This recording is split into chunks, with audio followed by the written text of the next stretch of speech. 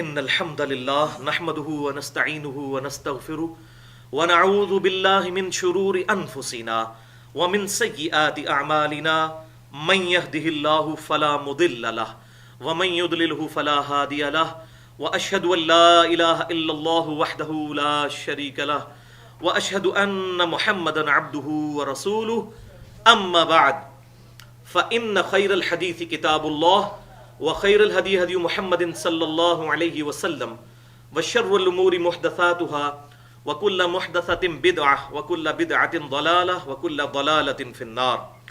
أعوذ بالله السميع العليم من الشيطان الرجيم من همزه ونفخه ونفثه بسم الله الرحمن الرحيم رب اشرح لي صدري ويسر لي أمري واحلل عقدة من لساني يفقهوا قولي.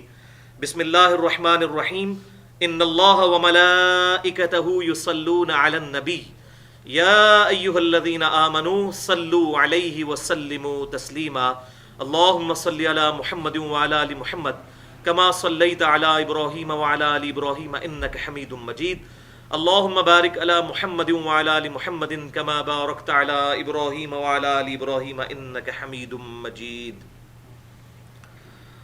قرآن کلاس نمبر 114 میں آج انشاءاللہ تعالی ہم سورۃ الاعراف کی آیت نمبر 46 سے شروع کریں گے. پچھلی آیات میں جنتیوں اور دوزخیوں کے حوالے سے ان ڈیٹیل گفتگو چل رہی ہے اور ان دونوں کا سائملٹینیس کنٹراسٹ دکھایا گیا کہ قیامت والے دن ایمان والے جو ہیں وہ اللہ تعالیٰ کی رحمت کے مقام جنت میں ہوں گے اور جو اللہ تعالیٰ کے انبیاء کرام علیہ السلام کی پیروی سے روگردانی کرنے والے ہیں وہ دوزخ میں ہوں گے والعیاذ باللہ تعالیٰ. تو یہ دو ایکسٹریمز ہیں جنتیوں اور دوزخیوں کی. اب کچھ لوگ ان کے درمیان میں بھی ایگزسٹ کرتے ہیں، نہ جنتی اور نہ دوزخی، ان کے لیے ابھی کوئی ڈیسیژن نہیں ہوا ہوگا اور انہیں کہا جاتا ہے رجال الاعراف، پہچاننے والے مرد، جو جنتیوں کو بھی پہچانتے ہوں گے اور دوزخیوں کو بھی پہچانتے ہوں گے ان کے چہروں سے. یہ لوگ وہ ہوں گے کہ جن کی نیکیاں اور گناہ برابر ہو جائیں گے، تو اب نہ یہ دوزخ میں پھینکے جا سکتے ہیں اور نہ جنت میں ان کو بھیجا جا سکتا ہے. تو ان کو اللہ تبارک و تعالیٰ کچھ عرصے کے لیے ایک درمیانی پورشن میں رکھے گا جسے کہتے ہیں اعراف کا پورشن، اور اسی نام پر یہ سورۃ الاعراف ہے. اعراف کا مطلب ہے پہچاننے والے لوگ. پھر اللہ تعالیٰ کی رحمت سے امید ہے کہ اللہ تعالیٰ جہاں پر دوزخیوں کو امام کائنات سید الاولین والآخرین شفیع المذنبین رحمت للعالمین سیدنا و مولانا امام اعظم محمد رسول اللہ صلی اللہ علیہ وسلم کی شفاعت کی برکت سے جنت تک رسائی عطا فرمائے گا، وہیں ان رجال الاعراف کو، اصحاب اعراف کو بھی جنت تک رسائی عطا فرما دے گا. لیکن پہلے وہ کم از کم لٹکے رہیں گے کچھ عرصے تک والعیاذ باللہ تعالیٰ. تو اب ان کا ذکر آ رہا ہے آیت نمبر 46 سے. بسم اللہ الرحمن الرحیم وبینہما حجاب، اور جنتیوں اور دوزخیوں کے درمیان ایک پردہ ہوگا، درمیان میں دائیں طرف جنتی اور بائیں طرف دوزخی. وعلی الاعراف رجال یعرفون کلا بسیماہم، اور جو مقام اعراف ہے درمیان میں، وہاں پر کچھ مرد ایسے ہوں گے، کچھ لوگ ایسے ہوں گے جو کہ پہچانتے ہوں گے تمام کو ان کی علامات سے، یعنی جنتیوں کو بھی پہچانتے ہوں گے اور دوزخیوں کو بھی پہچانتے ہوں گے. یہ اصحاب اعراف، ظاہر ہے کہ ان کے اعمال برے اعمال بھی ہیں، ان کے پاس نیکیاں بھی ہیں، ان کا اٹھنا بیٹھنا برے لوگوں کے ساتھ بھی رہا اور اچھے لوگوں کے ساتھ بھی رہا، تو یہ ان دونوں کو پہچانتے ہوں گے. وَنَادَوْا أَصْحَابَ الْجَنَّةِ أَنْ سَلَامٌ عَلَيْكُمْ، تو یہ جو درمیان میں اٹکے ہوئے لوگ ہیں، جو جن کے لیے نہ جنت کا فیصلہ ہوا نہ دوزخ کا، اصحاب اعراف، یہ جب جنتیوں کی طرف متوجہ ہوں گے تو کہیں گے تم پر سلامتی ہو اللہ کی. لم يدخلوها وهم يطمعون، اور وہ خود تو جنت میں داخل نہیں ہوئے ہوں گے لیکن دل میں تمنا رکھتے ہوں گے، طمع اور لالچ رکھتے ہوں گے کہ ہم بھی ان جنتیوں کے ساتھ شامل ہو جائیں. تو جنتیوں کو سلام دعا کر رہے ہوں گے، جیسے وہ کہہ رہے ہیں جان پہ جان بنا رہے ہوں گے، جناب کو ساڈا بھی خیال رکھو، سلام علیکم. اچھا، وَإِذَا صُرِفَتْ أَبْصَارُهُمْ تِلْقَاءَ أَصْحَابِ النَّارِ، اور جب ان کی نگاہیں پھیری جائیں گی دوزخیوں کی طرف، ایک طرف تو جنتیوں کو دیکھ رہے ہوں گے، اب ان کو دوزخیوں کی طرف بھی اصحاب اعراف کو متوجہ کیا جائے گا، تو ظاہر ہے کہ وہ تو پھر کہاں اٹھیں گے؟ قالوا ربنا لا تجعلنا مع القوم الظالمین، وہ کہیں گے اے رب ہمارے ان ظالموں کے ساتھ ہمیں نہ کرنا، ہمیں داخل کرنا ہے۔ اچھا اب دیکھیں وہ جنت کی دعا نہیں کر رہے، ان کو پتا ہے کہ ابھی ہم کوالیفائی نہیں کرتے، دل میں اللہ تعالیٰ کہہ رہا ہے وہ لالچ رکھتے ہیں، جنتیوں کی طرف ان پہ سلام بھیجتے ہیں، لیکن دوزخیوں کی طرف جب دیکھتے ہیں تو کہتے ہیں تیری رحمت کا تقاضا یہ ہے کہ اے اللہ ان میں ہمیں شامل نہ کرنا، والعیاذ باللہ تعالی۔ جناب اس ٹینشن کا کون اندازہ لگا سکتا ہے؟ دوزخیوں کی تو آپ حالت ہی چھوڑ دیں، اصحاب اعراف ان کا بھی کلیجہ منہ کو آیا ہوگا کہ پتہ نہیں ہمارے لیے اب کیا ڈیسیژن ہونے والا ہے۔ آپ کے سامنے جناب ایک زندہ انسان جل رہا ہو دنیا کی آگ کے اندر، انسان دیکھ نہیں سکتا، اور انسان کو یہ کنفرم نہ ہو کہ شاید میرے ساتھ بھی یہ معاملہ ہونے والا ہے، تو آپ اس کنڈیشن کو اس وقت ان کے کیا ان کے اوپر جو ہے وہ معاملات گزر رہے ہوں گے، کیا کیفیت طاری ہوگی، ان امیجنیبل ہے۔ استغفر اللہ واتوب الیہ۔ اچھا اس سے یہ بھی بات پتہ چلی کہ فزیکل فینومینا آف نیچر جو دنیا کے اندر ہے اس سے ذرا یہ ڈفرنٹ چیز ہے۔ اب جنت ظاہر ہے کہ وہ اتنی دور، پھر جنتیوں کو مخاطب کر رہے ہوں گے اور جنتی بھی سن رہے ہوں گے، کوئی سیٹلائٹ والا سسٹم بھی نہیں ادھر دوست کی، تو یہ سارا اس دنیا کے جو لاز ہیں وہاں پہ اپلیکیبل نہیں ہوں گے۔ وہاں جنتی دور سے بھی دوستیوں کے ساتھ بات کر سکتے ہیں اور دوست کی جنتیوں کے ساتھ بات کر سکتے ہیں، ایک دوسرے کو لائیو دیکھ سکتے ہیں، تو یہ اس دنیا کے قوانین نہیں ہیں، وہ آخرت میں اللہ تبارک و تعالیٰ ایسا معاملہ کرے گا ان کے ساتھ۔ ظاہر ہے جنت بھی اتنی بڑی اور دوزخ بھی پھر اتنی بڑی، اور پھر یہ ان سے بات کر رہے ہوں گے، کوئی ٹیلی فون پہ تو نہیں کر رہے ہوں گے، نہ ان کے پاس جا کے کر رہے ہوں گے، وہ تو دوزخ تو دور سے بھی چنگھاڑ اس کی کوئی سن نہیں سکتا، یہ حالات ہوں گے۔ تو اتنی دور سے کئی سال کی مسافت سے بھی ان کی آوازیں وہاں تک جائیں گی۔ بخاری اور مسلم میں آتا ہے کہ جنت کی خوشبو جو ہے وہ کتنے سال کی مسافت سے جو ہے وہ سونگی جا سکے گی، لیکن کئی لوگ ہیں ان کو جنت کی خوشبو بھی نہیں پہنچے گی۔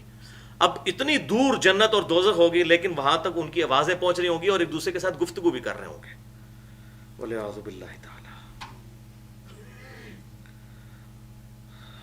وَنَادَى أَصْحَابُ الْأَعْرَافِ رِجَالًا يَعْرِفُونَهُمْ بِسِيمَاهُمْ، پہلے تو وہ جنتیوں سے خطاب کریں گے نا، اب وہی اصحاب اعراف جو ہیں وہ خطاب کریں گے دوزخیوں سے جن کو وہ ان کے چہروں سے پہچانتے ہوں گے۔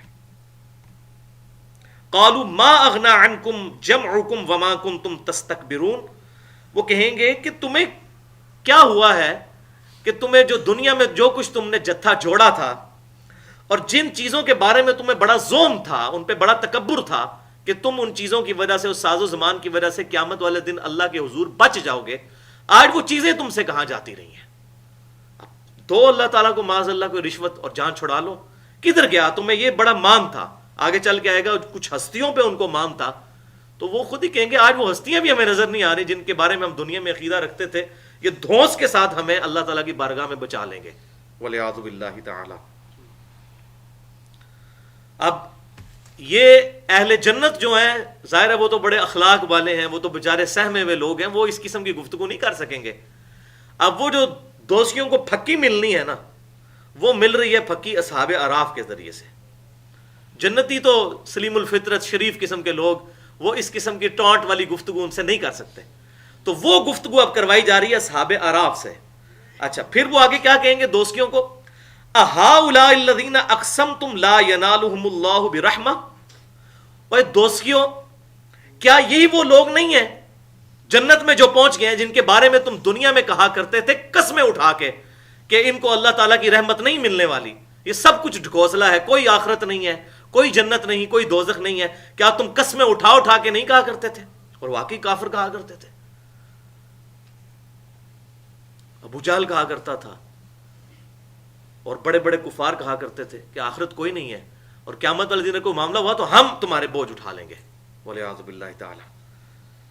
تو تم کہا کرتے تھے کوئی رحمت نہیں پہنچنے والی ان کو، ادخلوا الجنت لا خوف علیکم ولا انتم تحزنون، اور دیکھو انہیں تو حکم مل گیا ہے جنت میں جانے کا، نہ ان پر کوئی خوف ہے نہ کوئی غم ہے۔ دنیا میں انہوں نے ضرور زندگی بڑی ٹف گزاری تھی، حلال اور حرام کی تمیز کی، قدم قدم پر پھونک کر چلے کہ ہمارا رب ہم سے کہیں ناراض نہ ہو جائے. لیکن آج دیکھو ان کی محنت رنگ لائی ہے اور جنت میں پہنچنے کے لیے وہ کوالیفائی کر گئے اور کامیاب ہو گئے.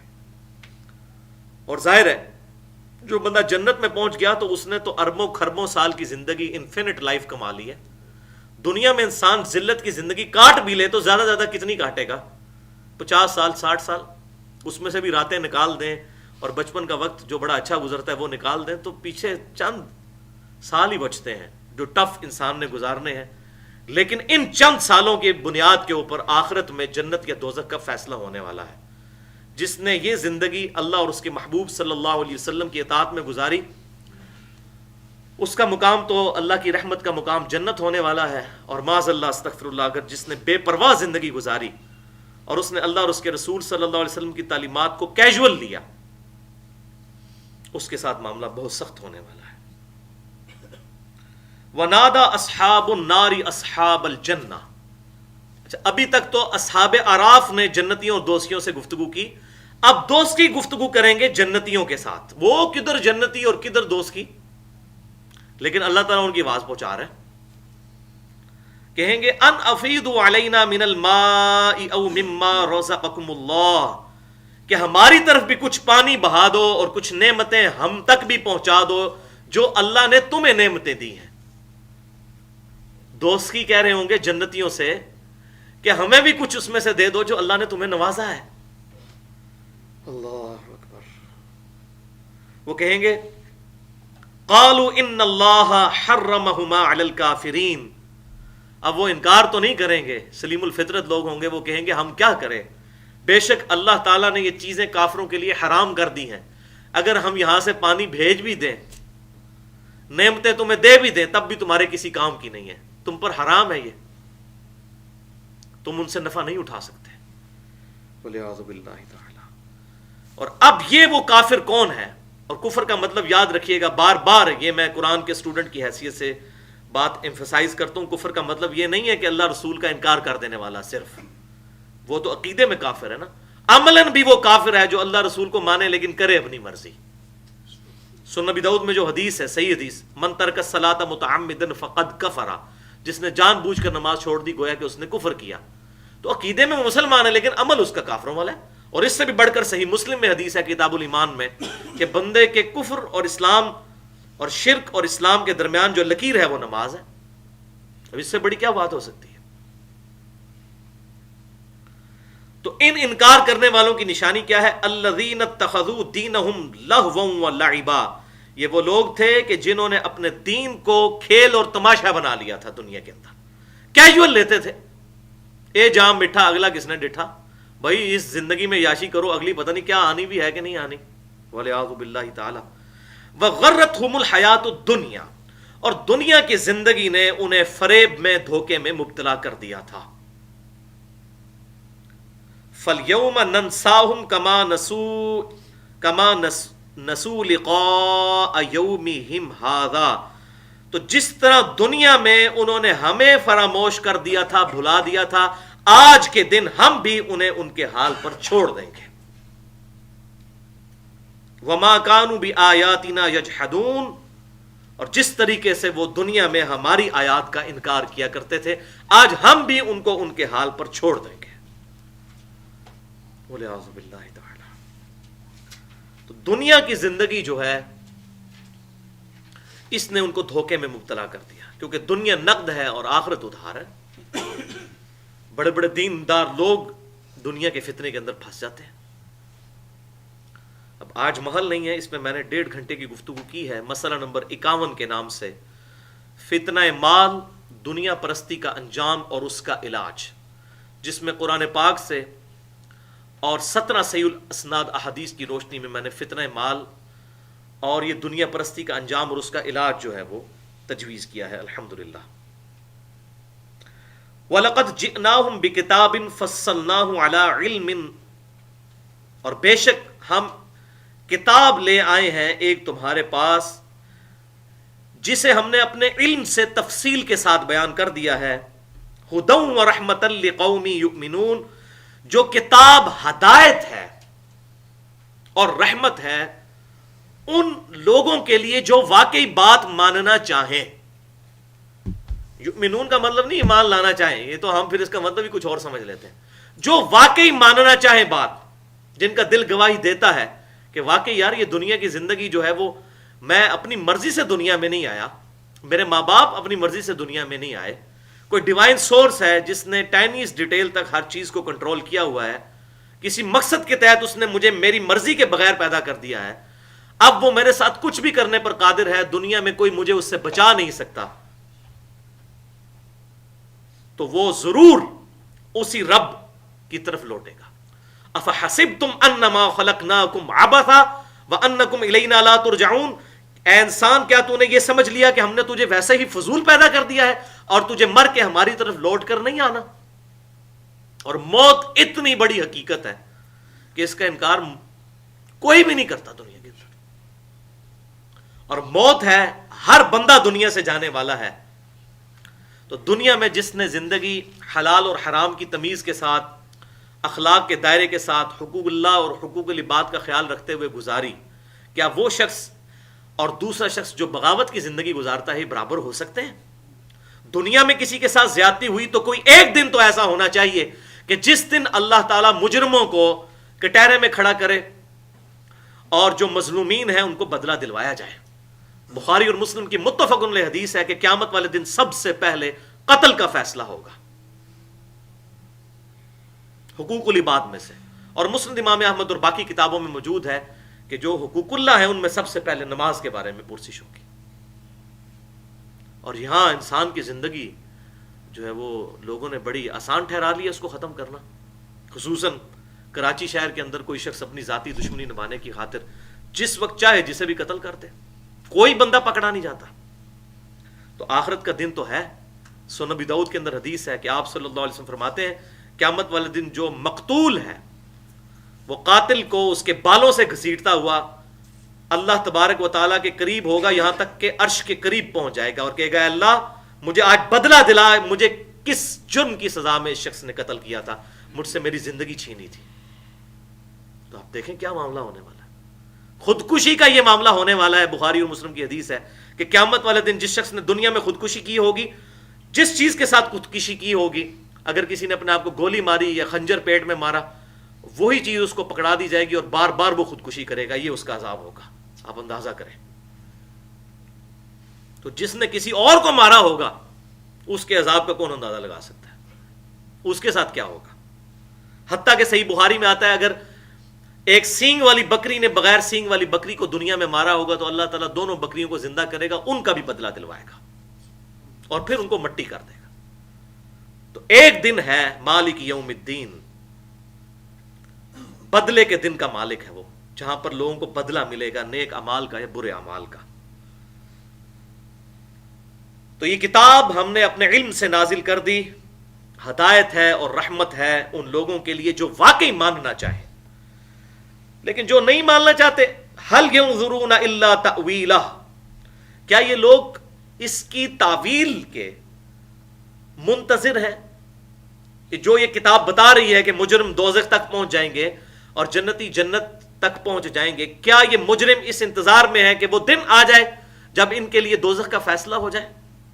یوم یأتی تأویلہ یقول الذین نسوہ من قبل قد جاءت رسل ربنا بالحق، جس دن اس کتاب کی تعویل ظاہر ہو جائے گی جو بتایا گیا اس کتاب میں کہ آخرت میں یہ معاملہ ہونے والا ہے، اس دن وہ لوگ جو کہ اس قیامت کے دن کی اللہ کی ملاقات کو بھلائے بیٹھے ہوں گے، وہ کہیں گے بے شک ہمارے پاس رب کے رسول تو آئے تھے دنیا کے اندر حق پیغام لے کر، کتاب لے کر. قرآن میں بھی آیا سورہ بنی اسرائیل میں وَبِالْحَقِّ أَنزَلْنَاهُ وَبِالْحَقِّ نَزَلَ، اس کتاب کو ہم نے حق کے ساتھ نازل کیا اور یہ حق کے ساتھ اتری. حق کی اپروپریٹ ٹرانسلیشن ہے پرپز فل، یہ کتاب مقصد کے ساتھ اتری ہے. تو رسول تو آئے تھے دنیا میں ہمارے پاس. فَهَلْ لَنَا مِن شُفَعَاءَ فَيَشْفَعُوا لَنَا، تو آج ہمارے کوئی سفارشی ہیں کہ ہماری سفارش کریں؟ دنیا میں تو ہمیں بڑا مان تھا، اب آخرت میں خود مان جائیں گے بھائی کسی نے کام نہیں آنا، اپنے اعمال ہی کام آنے والے ہیں.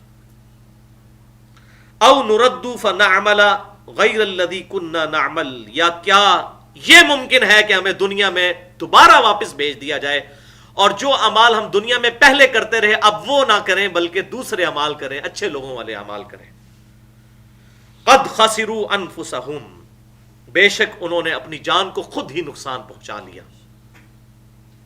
وضل عنہم ما كانوا یفترون، اور ان کے ہاتھوں سے جاتا رہا جو کچھ دنیا میں وہ افطرا اور جھوٹ باندھا کرتے تھے کہ فلاں بچا لے گا، فلاں بچا لے گا، سب کی سب چیزیں جو ہیں ان کے ہاتھوں کے طوطے اڑ جائیں گے قیامت والے دن۔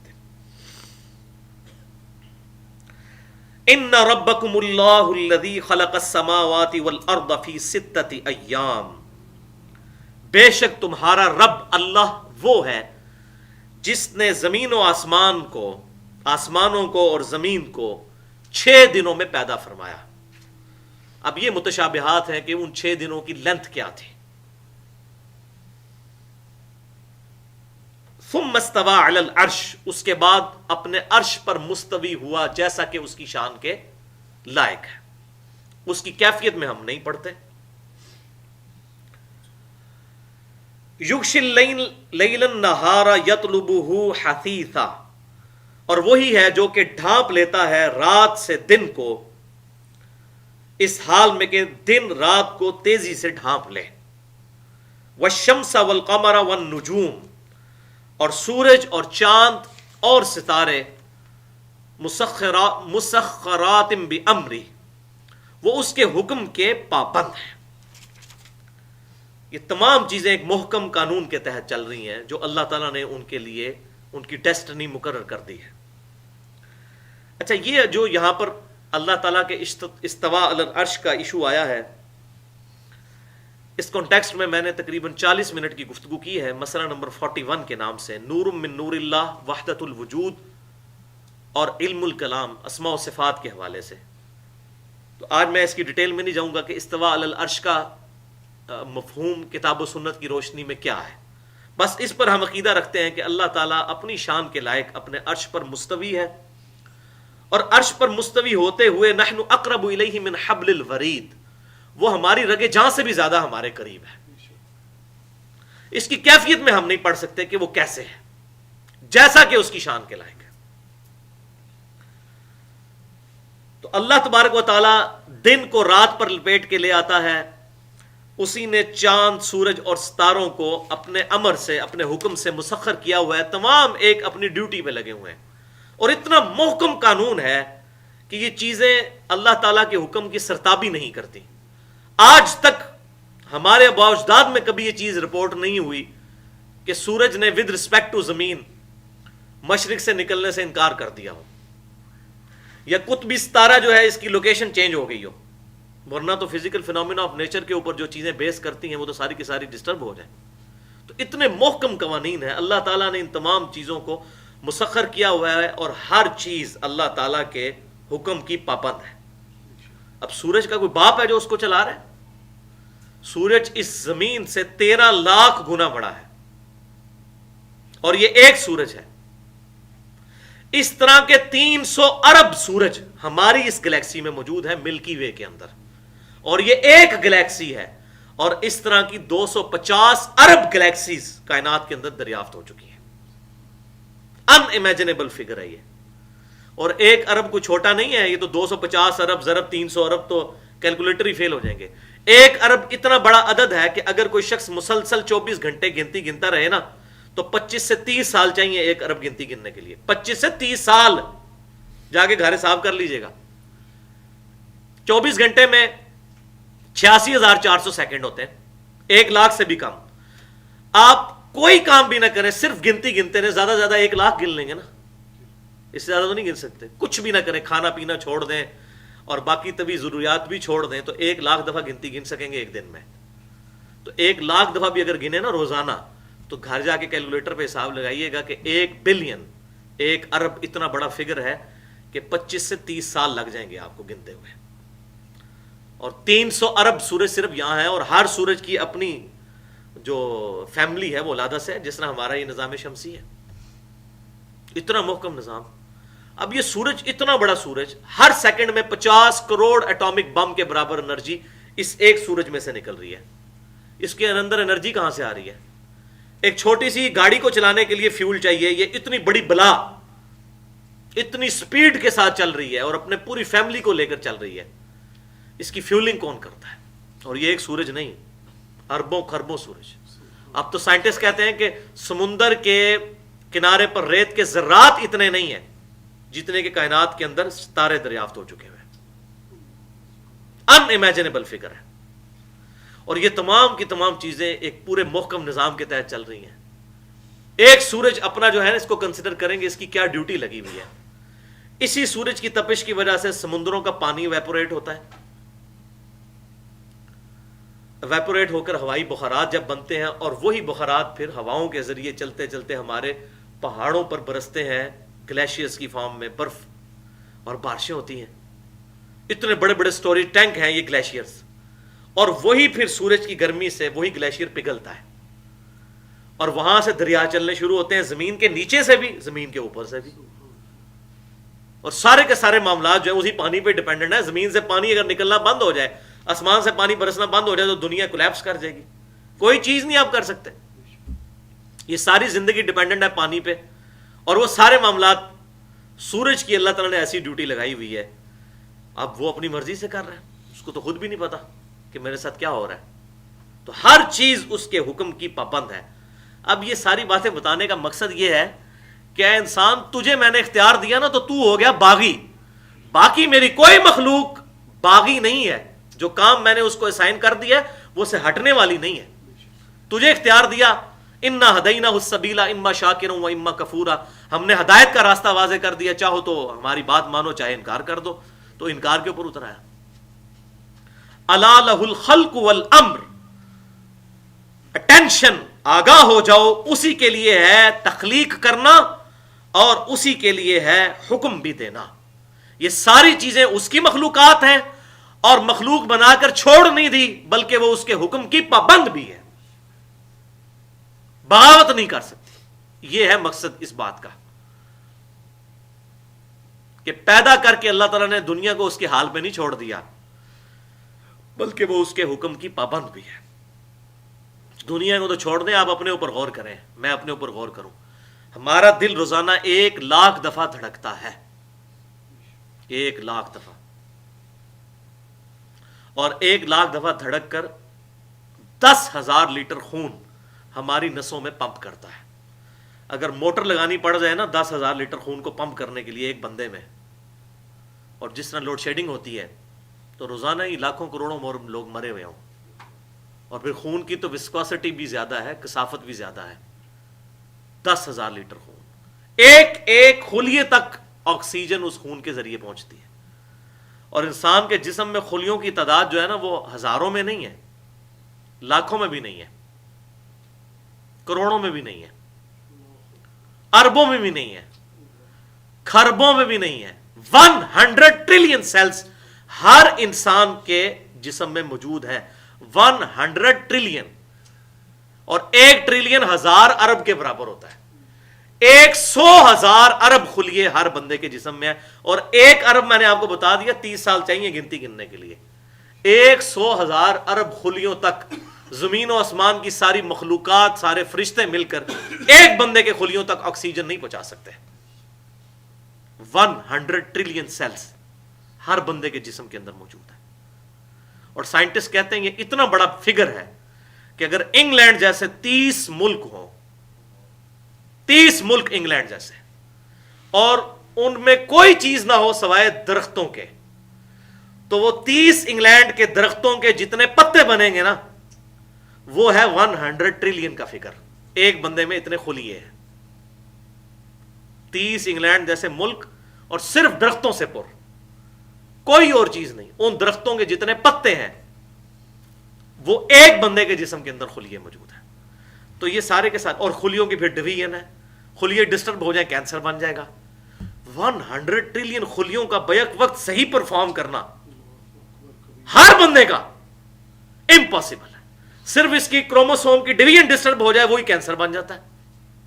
ہر چیز کو ٹینیس ڈیٹیل تک کوئی کنٹرول کر سکتا ہے؟ میرے اختیار میں ہے. 23,000 دفعہ روزانہ میرے پھیپھڑے سانس اندر اور باہر کرتے ہیں.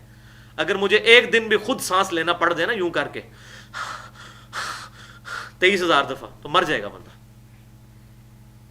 12,000 دفعہ میری آنکھیں بغیر میری مرضی کے روزانہ جھپکتی ہیں، اور اگر مجھے خود یوں جھپکانی پڑ جائے، اور اتنی نازک چیز 12,000 دفعہ رگڑ کھاتی ہے لیکن ڈسٹرب نہیں ہوتی، ایسا لیکوڈ اس کے اندر رکھ دیا ہے، آپ 12,000 دفعہ ہاتھ یوں رگڑے تو چھیل جائے گا، اور اتنی نازک چیز، ایسا لیکوڈ، اور لیکوڈ ذرا سا زیادہ ہو جائے تو ہمارے آنسو نکلنے شروع ہو جائیں، ہم کنٹرول ہی نہ کر سکیں، اور کم ہو جائے تو یہ رگڑ کھا کھا کے ساری جھلی ڈیمیج ہو جائے۔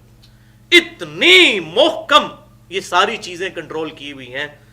الا لہ الخلق والامر، آگاہ ہو جاؤ اللہ ہی کے لیے ہے تخلیق کرنا، اور ہر چیز اس کے حکم کی پابند ہے۔ روزانہ ہمارے گردے 25 دفعہ ڈائلیسس کرتے ہیں ہماری مرضی کے بغیر، ایک دفعہ ڈائلیسس کروائیں 5 سے 6,000 روپے مارکیٹ میں لگتا ہے، 1.5-2 لاکھ روپے کا کام گردے ہماری مرضی کے بغیر کر رہے ہیں، اور عزت کے ساتھ۔ وہاں تو مشین پہ چڑھنا پڑ جائے تو کیا حالت ہوتی ہے بندے کی۔ یہ سارے کے سارے کام ہماری مرضی سے ہو رہے ہیں کیا؟ ہم رات کو کھانا کھا کے، چائے پی کے، شربت پی کے، بوتل پی کے سو جاتے ہیں، صبح اٹھ کے آرام سے جناب ٹوائلٹ میں جاتے ہیں، یہ سوچتے نہیں ہیں کہ اس خوراک کو پیشاب میں کس نے کنورٹ کیا، اس میں سے جو حصہ میرے جسم کے لیے ضروری تھا خون میں شامل کرنا، اس کو کس نے کیا۔ میں تو یقین کریں جب سے یہ حقائق کھلنے شروع ہوئے تو شاید ہی کو دن ہو کہ میں پیشاب کرنے کے لیے جاتا ہوں اور پیشاب کرتے ہوئے میں دل میں اللہ کا شکر نہ ادا کر رہا ہوں کہ اے اللہ تو نے کس طریقے سے اس سسٹم کو سیٹل کر دیا۔ اگر کسی بندے کا پیشاب بند ہو جائے تو زمین و آسمان کی ساری مخلوقات مل کے اس کا پیشاب نہیں جاری کر سکتی۔ تو ہر چیز اس کے حکم کی پابند ہے۔ داڑھی کے بال بڑھتے ہیں، سر کے بال بڑھتے ہیں، پلکوں کے بال نہیں بڑھتے۔ اگر یہ بڑھنے شروع ہو جائیں اور ان کو کاٹنا پڑ جائے تو کتنا معاملہ ڈسٹرب ہو جائے۔ اسی طریقے سے یہ ابرو کے بال نہیں بڑھتے۔ اچھا یہ ہڈی ہے ناخن، یہ بڑھتی ہے، کاٹنی پڑتی ہے۔ دانت بھی ہڈی ہیں، یہ نہیں بڑھتے۔ اور ایسا محکم نظام ہے، ڈیزائن ہے، یہ 100 سال بھی انسان زندہ رہے اس کا دانت نہیں گر سکتا۔ یہ صرف ہماری بد احتیاطی ہوتی ہے، ہم مسواک نہیں کرتے اور ٹوتھ برش نہیں کرتے، ادروائز ابھی بھی کتنے لوگ ہیں 90+ ہیں ان کا ایک دانت بھی نہیں گرا ہوا۔ یہ 100 سال کے لیے اس ہڈی کو ڈیزائن کر دینا کہ مسلسل یہ چلتی رہے اور ڈیمیج نہ ہو، اور یہ بڑے بھی نہ، ورنہ یہ دانت کاٹنے پڑ جاتے جس طرح ناخن کاٹنے پڑتے ہیں تو کتنی مصیبت کھڑی ہو جاتی۔ تو ہر چیز اس کے حکم کی پابند ہے۔ تو اللہ تعالیٰ فرما رہا ہے الا لہ الخلق والامر، آگاہ ہو جاؤ، بی اٹینشن، کہ اسی کے لیے ہے تخلیق کرنا اور اسی کیا ہی حکم چلتا ہے۔ تبارک اللہ رب العالمین، بڑی برکت والی ہے وہ ذات اللہ جو سارے جہانوں کا پالنے والا ہے۔ اللہ اکبر کبیرہ والحمد للہ کثیرہ وسبحان اللہ بکرۃ واصیلا، سبحان اللہ وبحمدہ عدد خلقہ ورضا نفسہ وزنۃ عرشہ ومداد کلماتہ۔ اب یہ ساری باتیں کرنے کے بعد وہ ڈیمانڈ انسان سے کی جا رہی ہے، ادعوا ربکم تضرعا وخفیا، اپنے رب کو پکارو گڑ گڑا کر اور آہستگی کے ساتھ۔ گڑ گڑانا تو ہے، انسان پریشان ہو جاتا ہے جب یہ فزیکل فینومینا آف نیچر اور یہ اس کائنات کے حقائق دیکھتا ہے تو انسان پہ خوف طاری ہو جاتا ہے کہ اتنی بڑی ہستی، کچھ بھی نہیں میں اس کے مقابلے پہ، اور میں اس سے بغاوت پر اترا ہوا ہوں، اور میں اس کی نافرمانیوں پہ شیر ہوں، میری اوقات کیا ہے؟ صرف میری وہ خلیوں کی ڈویژن کو ڈسٹرب کر دے تو میں کینسر کا شکار ہو سکتا ہوں، دماغ کے اندر کوئی شریان کو ڈسٹرب کر دے، میرا ذہنی توازن ختم ہو جائے۔ ابھی کتنے لوگ دنیا میں ہیں ان کی دماغ میں ذرا سی ڈسٹربنس ہوئی ہے وہ پیشاب نہیں روک سکتے اپنا۔ اب یہ پیشاب کو جو ہم روک کے بیٹھے ہوتے ہیں یہ پورے سگنل جنریٹ ہوتے ہیں، اگر دماغ یہ بیلنس کرنا چھوڑ دے کچھ بھی نہیں کر سکتے ہم، تو جہاں بیٹھے ہوں گے وہیں پیشاب نکل جائے گا۔ اس چیز کو کنٹرول کر لینا، یہ ساری کی ساری چیزیں ٹائنیس ڈیٹیل تک اللہ نے کنٹرول کی ہوئی ہیں۔ تو پکارو اپنے رب کو گڑ گڑا کر اور آہستہ آہستہ، انہ لا یحب المعتدین، بے شک اللہ تعالیٰ حد سے بڑھنے والوں کو پسند نہیں کرتا۔ اچھا اس سے اب یہ بات پتہ چل گئی کہ اسلام کا اسلوب یہ ہے کہ چیخو پکار کر کے اللہ کا ذکر نہیں کرنا۔ اسلام میں یہ بات ناپسندیدہ ہے. اور میں نے اس آیت کے بعد جب غور کیا تو واقعی ہماری ساری عبادتیں آہستہ ہی ہیں. مغرب یا عشاء یا فجر میں امام تھوڑی دیر کے لیے قرات کرتا ہے نا، اس کے بعد وہ پوری نماز آہستہ آہستہ وہ بھی پڑھ رہے ہوتے ہیں، ہم بھی پیچھے آہستہ آہستہ پڑھ رہے ہوتے ہیں. سنتیں تو ویسے ہی آہستہ آہستہ، زور اثر تو ویسے ہی آہستہ آہستہ. نماز پوری کی پوری وہ بھی خفیہ ہے. سبحان ربی العظیم اونچی آواز میں تو نہیں ہم کہتے، سبحان ربی الاعلیٰ، تشہد، ہر چیز، چاہے جہری نمازیں ہوں یا سری نمازیں. اس سے یہ پیٹرن سیٹ ہو گیا کہ اسلام کا پیٹرن یہ ہے کہ آپ نے آہستہ آواز میں اللہ کا ذکر کرنا ہے، عاجزی کے ساتھ گڑ گڑاتے ہوئے. اور اللہ تعالیٰ کو حد سے بڑھنے والے، اونچی آواز میں یہ نعرے لگانے والے لوگ پسند نہیں ہیں، چاہے وہ اللہ کے نام کے بھی نعرے لگا رہے ہوں. اور اس کا ثبوت میں آپ کو دینے لگوں. بخاری اور مسلم کی متفق علیہ حدیث ہے. صحابہ اکرام علیہم رضوان کہتے ہیں ایک سفر کے دوران ہم لوگ بلند آواز سے اللہ اکبر اللہ اکبر اللہ اکبر کے نعرے لگا رہے تھے. تو آپ صلی اللہ علیہ وسلم نے ہمیں ارشاد فرمایا کہ لوگوں، تم کسی بہرے کو اور غائب کو نہیں سنا رہے، تم اس کو سنا رہے ہو کہ جو ہر وقت تمہارے ساتھ ہے اور تمہاری باتیں سننے والا ہے، حتیٰ کہ تمہاری سواری کی گردن بھی تمہارے اتنا قریب نہیں ہے جتنا تمہارا رب تمہارے ساتھ ہے. اللہ اکبر.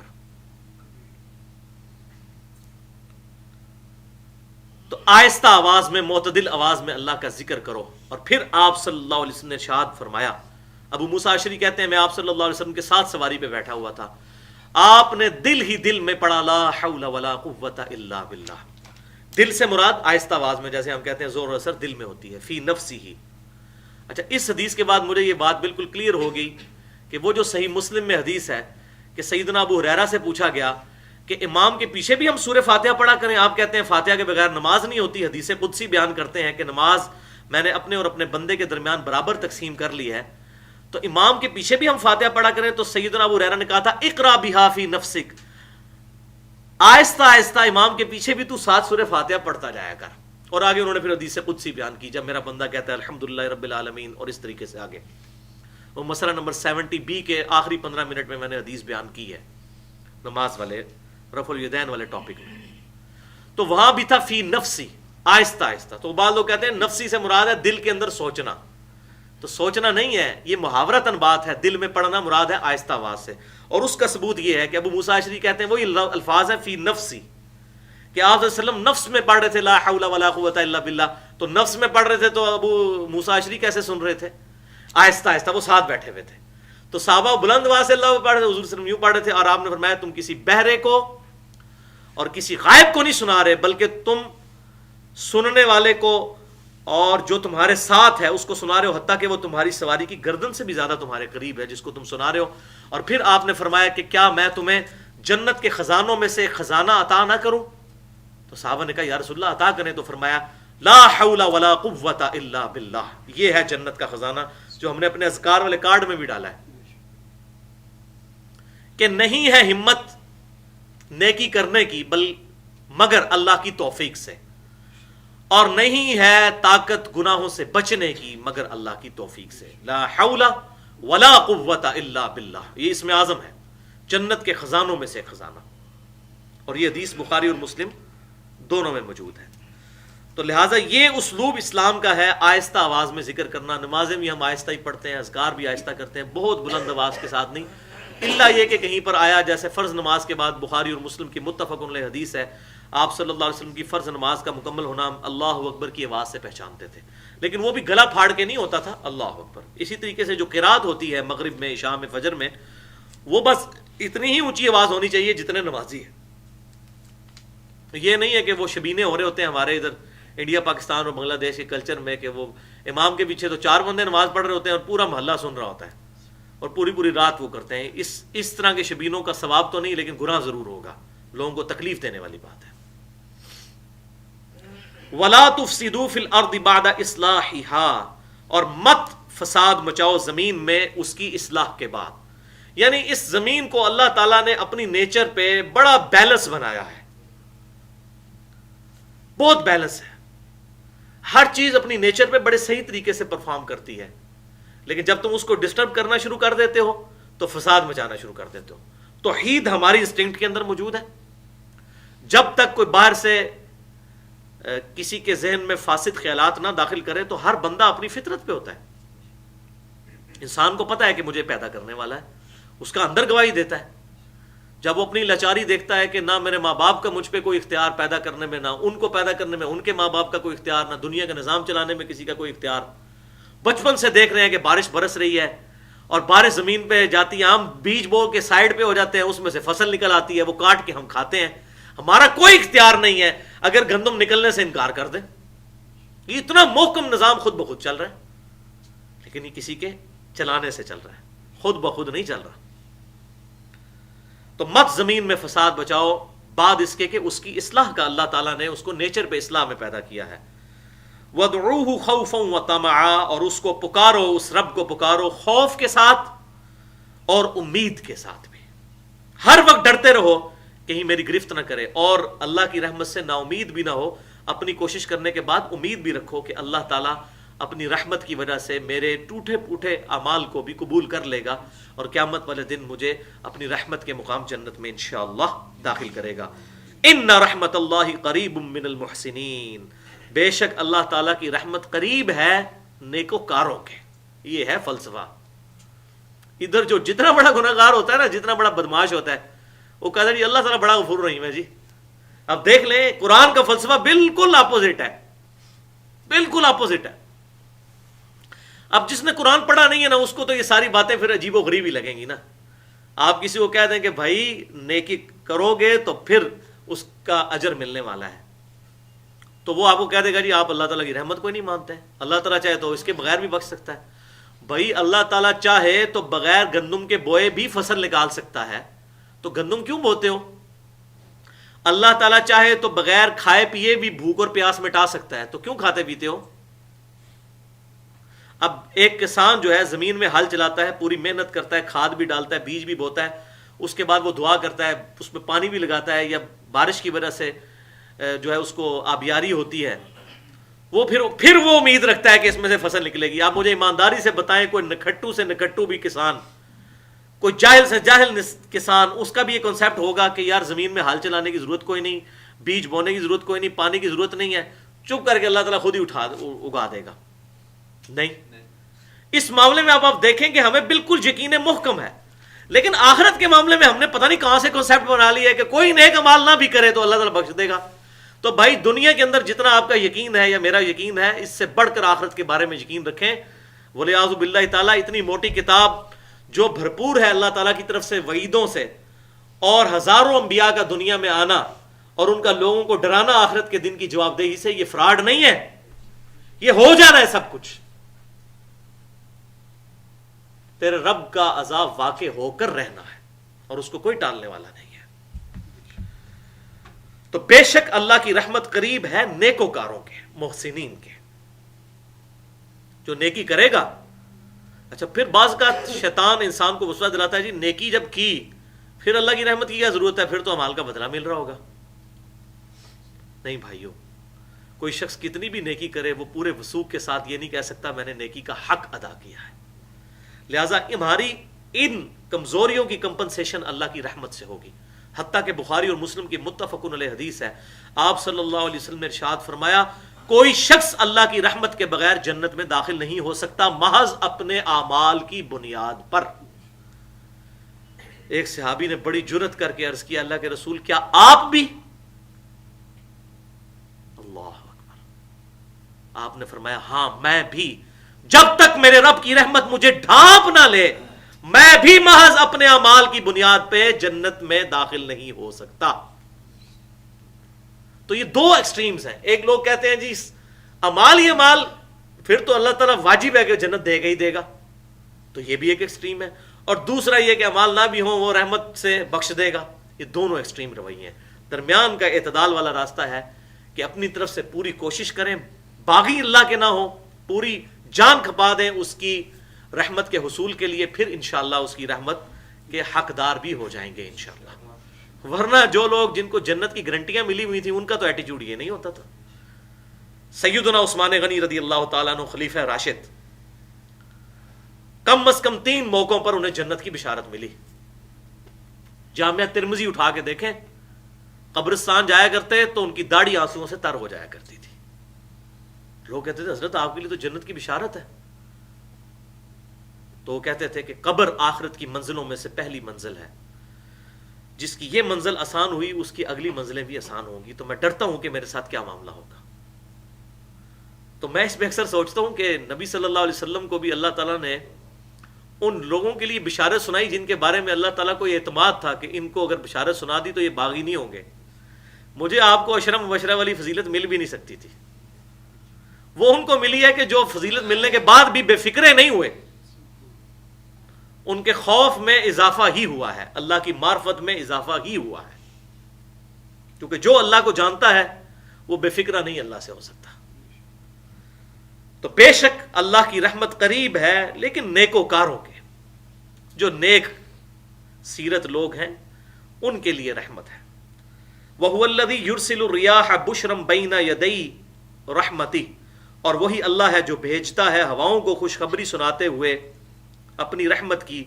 بارش سے آگے آگے ہوائیں چلتی ہیں ٹھنڈے، تو کتنی خوشخبری ملتی ہے کہ لگتا ہے کہ بارش آنے والی ہے. حَتَّى إِذَا اقلت سحابا ثقالا سقناہ لبلد میت، یہاں تک کہ جب وہ اٹھا لاتی ہے بھاری بادل تو ہم لے جاتے ہیں اسے کسی ویران شہر کی طرف. فانزلنا به الماء فاخرجنا به من كل الثمرات، تو اس میں سے ہم پھر پانی اتارتے ہیں ان بادلوں میں سے، اور پھر اس پانی کی برکت سے زمین سے ہر طرح کی نباتات کو اگا لیتے ہیں، ہر طرح کے پھل کو، کھیتی کو اگا لیتے ہیں. کذالک نخرج الموتى، بالکل اس طریقے سے ہم مردوں کو بھی زمین سے اٹھا لیں گے. لعلکم تذکرون، اور یہ ساری چیزیں اللہ تعالیٰ نے تمہارے سامنے اس لیے کی تاکہ تم اس سے نصیحت حاصل کرو. فزیکل فینومینا آف نیچر کو دیکھو کہ وہ اللہ جو مردہ زمین میں سے پانی نازل فرما کے کھیتی نکال لیتا ہے، وہ مردوں کو بھی مرنے کے بعد زندہ کرے گا. یعنی حساب کتاب کا دن حق ہے، ہو کر رہنا ہے.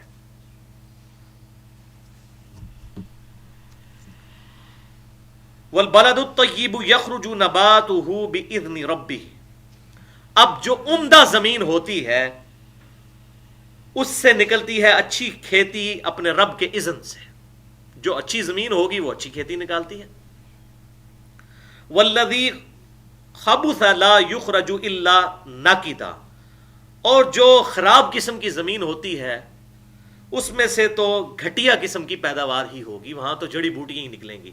یہ دنیا میں بھی جو لوگ اریگیشن کے شعبے سے وابستہ ہیں ان کو یہ بات پتہ ہے اچھی زمین کی کیا ورتھ ہے، وہ کتنی مہنگی ہوتی ہے.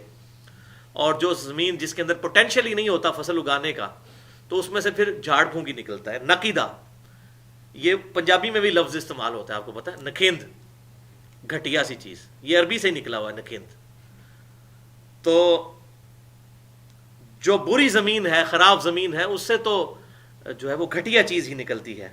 کذالک نصرف الآیات لقوم یشکرون، ہم اس طریقے سے مختلف آیات کو پھیر پھیر کر پیش کرتے ہیں لوگوں کے اوپر تاکہ وہ شکر گزار بن سکیں. تو یہ بیسیکلی یہاں پر بنیاد رکھ دی آئندہ جتنی گفتگو آنے والی ہے اس کی. اس مثال کے ذریعے اللہ تعالیٰ نے یہ چیز بتائی ہے کہ دنیا کے اندر جس طرح زمینیں مختلف ہوتی ہیں اس طریقے سے لوگ بھی مختلف ہوتے ہیں. کئی لوگ اتنے سلیم الفطرت ہوتے ہیں، اللہ تعالیٰ نے تو سب کو سلیم الفطرت پیدا کیا، لقد خلقنا الانسان فی احسن تقویم، لیکن بعض لوگ ثم رددناہ اسفل سافلین، برے اعمال کی وجہ سے اپنی نیچر کو پرورٹڈ کر لیتے ہیں. تو جب انبیاء کی دعوت آتی ہے تو جو اچھے لوگ ہوتے ہیں وہ آگے بڑھ کر دعوت کو قبول کر لیتے ہیں، ان میں سے اچھی کھیتی نکل آتی ہے. اور جو برے لوگ ہوتے ہیں وہاں پھر جھاڑ جھنکار اور یہ گھٹیا قسم کی چیز نکلے گی، وہ ان کے اپنے اندر کی خرابی ہوتی ہے، اسی لیے ان کو بات سمجھ نہیں آتی. اب سیدنا بلال حبشی رضی اللہ تعالیٰ عنہ کو جو بات سمجھ آ گئی، ابو جہل کو سمجھ ہی نہیں آئی. حضرت عمار ابن یاسر کو، حضرت یاسر اور سمیہ کو جو بات سمجھ آ گئی، ابو جہل ان کا مالک تھا، اس کو بات سمجھ نہیں آئی. تو جب نیچر پرورٹڈ ہو جائے، انسان مس کر لے اپنی نیچر کو، تو پھر وہ اندر کی پلیدی ہے وہ باہر آئے گی. اچھی زمین کے اوپر جب بارش پڑے گی تو اس میں سے اچھی فصل نکلے گی, اور گندگی کے ڈھیر کے اوپر کیا ہوگا؟ بدبو ہی اور تعفن پھیلے گا. اس میں بارش کا قصور نہیں ہے بلکہ وہ زمین کا قصور ہے, اور وہ زمین بھی خود انہوں نے خراب کی. اللہ تعالیٰ نے معاذ اللہ استغفر اللہ لوگوں کو زبردستی دوزخ کے لیے نہیں پیدا کیا. یہ بات بھی سمجھیے گا. اگر زبردستی بات ہوتی تو مجھے بتائیے, خالد ابن ولید رضی اللہ تعالیٰ عنہ جو پوری زندگی حضور صلی اللہ علیہ وسلم کی مخالفت کرتے رہے, اینڈ پہ انہوں نے بھی اسلام قبول ہی کر لیا صلح حدیبیہ کے بعد. اور میں اکثر سوچتا ہوں کہ اتنی جنگوں سے زندہ بچ جانا بہت بڑا معجزہ ہے. ابو سفیان ساری جنگوں میں غزوہ بدر کے علاوہ شریک تھا اور مارا نہیں گیا, مارا گیا تو دوزخ میں جاتا. اتنے زیادہ سرکمسٹانسز سے ہوتا ہوا الٹیمیٹلی اس نے ایمان قبول کر لیا. اور صحابہ کرام علیہم رضوان کو اس کا ایمان قبول کرنا اچھا نہیں لگا کہ پوری زندگی مخالفت کرتا رہا. حتیٰ کہ صحیح مسلم میں ایک حدیث میں پڑھ کے حیران ہو گیا کہ حضرت بلال حبشی رضی اللہ تعالیٰ عنہ ابو سفیان سے کہنے لگے, ابو سفیان تجھے اللہ نے ہماری تلوار سے محفوظ کیا, اگر ہم پر ہوتے تو ہم تجھے نہ چھوڑتے, جس طریقے سے تو نے مسلمانوں کو اذیتیں دی ہیں. تو حضرت ابوبکر صدیق رضی اللہ تعالیٰ نے حضرت بلال کو ڈانٹا کہ مکے کا سردار ہے, اب اس نے اسلام قبول کر لیا, تم اس کے ساتھ ایسی گفتگو نہ کرو. پھر نبی صلی اللہ علیہ وسلم کے پاس گئے اور وہاں جا کر عرض کی, اے اللہ کے رسول صلی اللہ علیہ وسلم, بلال نے دیکھیں کیا حرکت کی ہے, اس نے اس طرح ابو سفیان کو کہا. اب میں اور آپ یہ سمجھ رہے ہوں گے کہ حضور صلی اللہ علیہ وسلم نے حضرت ابوبکر صدیق کو انڈورس کیا ہوگا کہ بھئی تو نے بالکل ٹھیک کیا. حضور نے فرمایا, بلال سے جا کر معافی مانگ, تو نے اس کا دل دکھایا ہے. اللہ اکبر کبیرہ. حضور کو بھی یہ بات پتا تھی کہ میں نے جو واشی کا ایمان قبول کیا, ابو سفیان کا ایمان قبول کیا, بالمؤمنین رؤوف الرحیم, بلکہ وما ارسلناک الا رحمۃ للعالمین, اس کے تقاضے کے تحت کیا, ورنہ دنیا کے کسی قانون میں ان کا ایمان قبول کرنا بنتا نہیں تھا. لیکن آج ہم حضرت واشی کو بھی, ابو سفیان کو بھی, یا ایون حضرت معاویہ رضی اللہ تعالیٰ عنہ, سب کو رضی اللہ تعالیٰ عنہ کہتے ہیں. الحمدللہ, اللہ ان سے راضی ہو. تو یہ زمینیں مختلف ہوتی ہیں اور وہاں سے پھر اس قسم کی چیزیں نکلتی ہیں. اب یہ ساری تمہید بنائے گی. اس کے بعد اب مسلسل انٹرسٹنگ پورشن اس سورت کا شروع ہو رہا ہے, اور وہ ہے رسولوں کے حالات. تذکیر بایام اللہ, جو میں نے سورۃ الانعام کے تعارف میں بتایا تھا کہ قرآن کی آیات کا ایک حصہ ہے تذکیر بایام اللہ, اللہ کے بڑے بڑے دنوں کے ذریعے نصیحت کرنا. کہ بڑی بڑی قومیں تھیں دنیا میں, ان کی طرف پیغمبر آئے, اے مشرکین مکہ تم سے پہلے بھی, لیکن انہوں نے جب اپنے نبیوں کی دعوت قبول نہیں کی تو دیکھو ان کا انجام کیا ہوا. تو یہاں پر 6 رسولوں کا ذکر آئے گا. ابراہیم علیہ السلام کا ذکر اس سے پچھلی سورۃ الانعام کے اندر ڈیٹیل سے گزر چکا. تو 6 رسولوں کا ذکر یہاں پر آئے گا. 3 ابراہیم علیہ السلام سے پہلے جو گزرے, اور 3 ابراہیم علیہ السلام کے بعد, یا ایک ان میں سے ان کے زمانے میں. پہلے جو گزرے ان میں پہلے نمبر پر حضرت نوح علیہ السلام, جن کے دور میں باقاعدہ طور پر پہلی دفعہ شرک ہونا شروع ہوا. حضرت نوح علیہ السلام سے پہلے آدم علیہ السلام سے نوح علیہ السلام تک کوئی شرک نہیں تھا. اس شرک نام کی کوئی چیز موجود نہیں تھی. پہلی قوم جس نے شرک کیا اللہ تعالیٰ کے ساتھ وہ نوح علیہ السلام کی قوم ہے, ان کا ذکر آئے گا. اس کے بعد سیدنا ہود علیہ السلام کی قوم کا ذکر آئے گا, قوم عاد کا. اور پھر اس کے بعد سیدنا صالح علیہ السلام کی قوم کا, قوم سمود کا ذکر آئے گا. یہ ان کی زمانی ترتیب ہے. یہ تینوں جو ہے پری ابراہیمک قومیں ہیں, ابراہیم علیہ السلام سے پہلے. ابراہیم علیہ السلام کو آپ سمجھ لیں تقریباً 5,500 سال گزر چکے ہیں, اور اس سے بھی یہ پہلے کی تھی. نوح علیہ السلام, اس کے بعد ہود علیہ السلام, اور پھر صالح علیہ السلام. اور یہ بھی سارے وہ عرب کے ایریا کے رسول تھے. ان کا ذکر اس لیے کیا کہ عرب کے لوگ ان سے واقف تھے, کیونکہ اللہ تعالیٰ نے امت کا امام تو عربیوں کو بنایا, بنو اسماعیل کو, بنی اسرائیل کے بعد قیامت تک کے لیے. تو وہاں سے یہ دعوت پھیلنی تھی, تو لہٰذا ان سے وہ بات کی گئی جو ان کو پتا تھی. ویسے تو اللہ تبارک و تعالیٰ نے دنیا کے ہر حصے میں کوئی نہ کوئی پیغمبر اور رسول بھیجا. وَإِن مِّن أُمَّةٍ إِلَّا خَلَا فِيهَا نَذِيرٌ, قرآن پاک میں آتا ہے کوئی امت ایسی نہیں گزری جس میں کوئی ڈر سنانے والا نہ آیا ہو. ہر جگہ آیا, لیکن یہ پرٹیکولرلی چونکہ عرب کو امام بنانا تھا اور یہاں سے یہ دعوت اٹھنی تھی. اور آپ دیکھیں وہ دعوت کیسے اٹھی کہ چند سالوں کے اندر دونوں دنیا کی سپر پاورز گرا دی. اور پوری دنیا کے اندر ایک ایکسپلوژن ہو کے یہ دعوت اسلام کی پہنچ گئی. تو ایک بجلی ان میں بھرنی تھی, ان کو انہی کے علاقوں کے پیغمبروں کی بات کی گئی. 3 پیغمبر جو ہیں, 3 رسول جو ہیں وہ پری ابراہیمک ہیں, اور رسول وہ ہوتے ہیں کہ جو دعوت لے کر آتے ہیں اور اس کے بعد چیلنج دیتے ہیں کہ اگر ہماری دعوت قبول نہ کی تو اللہ کا عذاب آ جائے گا. وہ ہوتے ہیں رسول. نبی یہ دعوت نہیں دیتا. یوسف علیہ السلام نبی تھے, آپ سورہ یوسف پوری کھول کے دیکھ لیں, کہیں انہوں نے نہیں کہا کہ اگر تم میرے پر ایمان نہیں لائے تو اللہ کا عذاب آ جائے گا, کوئی ایسی بات نہیں. لیکن رسول جو ہے وہ دعوت اس طرح دیتا ہے کہ اگر مجھے مانو گے تو حق اور باطل کے درمیان میں فرق ہو, مانو گے تو اللہ تعالیٰ تمہیں بچا لے گا, ورنہ دنیا پہ عذاب آ جائے گا اللہ تعالیٰ کا تم پر.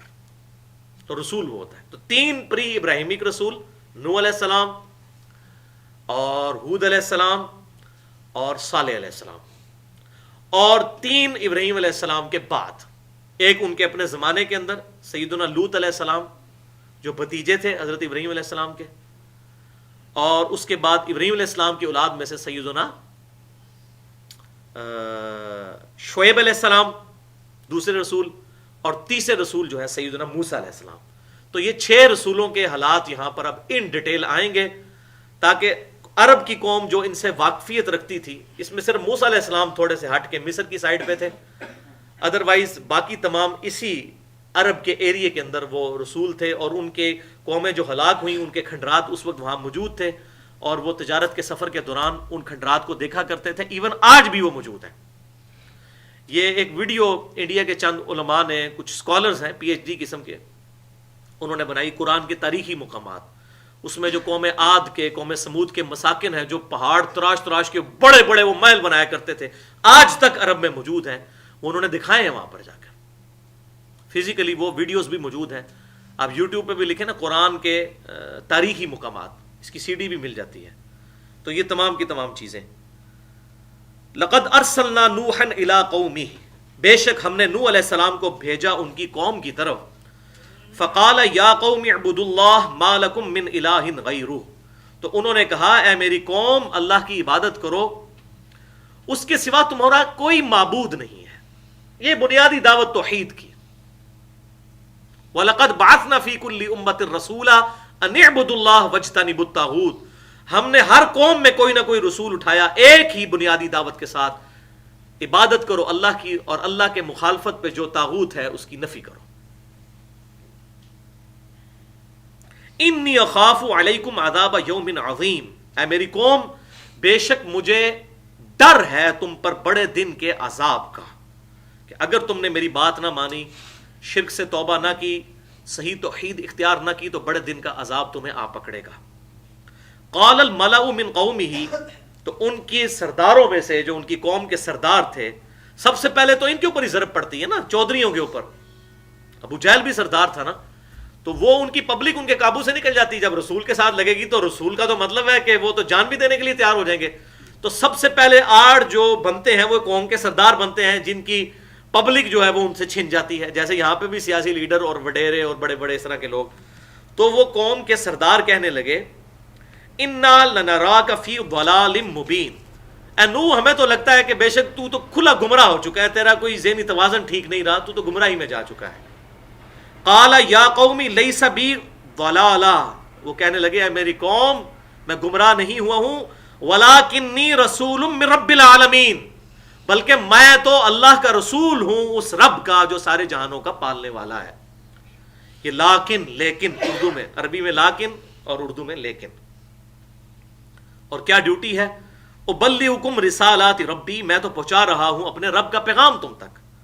وانصح لکم, اور میں تو نصیحت کرتا ہوں تمہیں. واعلم من اللہ ما لا تعلمون, اور میرے علم میں اللہ کی طرف سے وہ باتیں آ چکی ہیں جو تمہارے علم میں نہیں ہیں. تم جاہل ہو چکے ہو آخرت کے بارے میں, بھلا چکے ہو آخرت کے دن کو, لیکن اللہ تعالیٰ نے مجھے چن لیا ہے تمہیں میں سے کہ مجھے وہ تمام علم کی باتیں سکھا دی تاکہ میں تم تک یہ بات پہنچاؤں.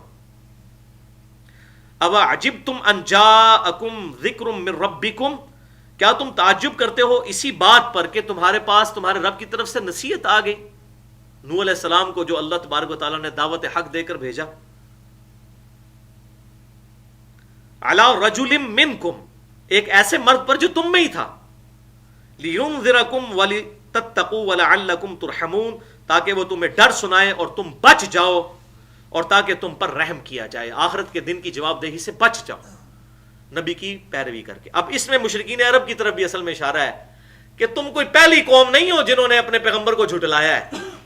نوح علیہ السلام 950 سال تک تبلیغ کرتے رہے، سورہ نوح پڑھ کے دیکھیں کس طریقے سے ان کو تکلیفیں اٹھانی پڑی دعوت کے لیے۔ تو اگر ہمارے محبوب صلی اللہ علیہ وسلم کے ساتھ تمہارا یہ ایٹیچیوڈ ہے تو تم سے پہلے بھی جتنے رسول ہم نے کسی قوم میں بھیجے ان کے ساتھ تمہاری طرح کے سردار یہ سلوک کیا کرتے تھے۔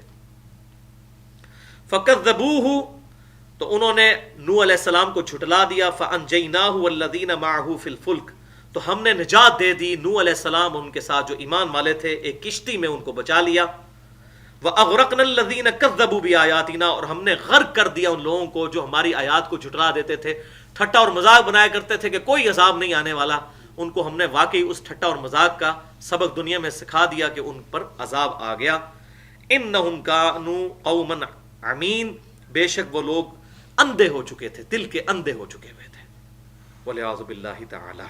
تو یہ نوح علیہ السلام کا ذکر انشاءاللہ اب آگے ڈیٹیل کے ساتھ، اس کے بعد ہود علیہ السلام کا ذکر، پھر صالح علیہ السلام کا ذکر، پھر لوط علیہ السلام، شعیب علیہ السلام، اور پھر الٹیمیٹلی موسیٰ علیہ السلام کا ذکر بہت ڈیٹیل کے ساتھ آئے گا۔ اس کی وجہ یہ ہے کہ یہ صورت متصل ہجرت مدینہ سے جسٹ پہلے نازل ہوئی، نبی صلی اللہ علیہ وسلم کو ذہنی طور پر تیاری کی جا رہی تھی آپ کی اور صحابہ کرام کی کہ اب تمہیں مکے میں تو یہودیوں سے واسطہ نہیں پڑا، مدینے میں یہودیوں سے واسطہ پڑے گا، تو تم تیاری کر لو کہ بنی اسرائیل کی تاریخ کیا تھی۔ لہذا سورۃ الاعراف میں بنی اسرائیل کی تاریخ بڑی ڈیٹیل کے ساتھ آئے گی، موسیٰ علیہ السلام کے بارے میں کہ کس طریقے سے انہوں نے دعوت کا کام کیا اور کس طریقے سے انہوں نے اس شرک کے اس معاملات میں آواز حق کی بلند کی، اور بڑی انٹرسٹنگ گفتگو ہے، تاکہ یہودیوں کے سامنے جب دعوت رکھی جائے تو آپ صلی اللہ علیہ وسلم کی ذہن سازی ہو چکی ہو، کیونکہ آپ صلی اللہ علیہ وسلم کو وحی کے ذریعے وہ سارے حالات بتائے گئے، کیونکہ آپ صلی اللہ علیہ وسلم لکھنا پڑھنا خود جانتے نہیں تھے، اللہ تعالیٰ نے وحی کے ذریعے آپ کو یہ باتیں عطا فرمائی، اور یہ آپ کا معجزہ تھا کہ آپ امی تھے۔ اللہ تعالیٰ سے دعا ہے جو حق بات میں نے کہی ہمارے دلوں میں راسخ فرمائے، اگر جذبات میں میرے منہ سے کوئی غلط بات نکل گئی تو اللہ تعالیٰ ہمارے دلوں سے محو کر دے، ہمیں کتاب و سنت کی تعلیمات پر عمل کر کے دوسرے بھائیوں تک پہنچانے کی توفیق عطا فرمائے۔ سبحانک اللہم و بحمدک، اشہد ان لا الہ الا انت، استغفرک و اتوب الیک، وما علینا الا البلاغ المبین۔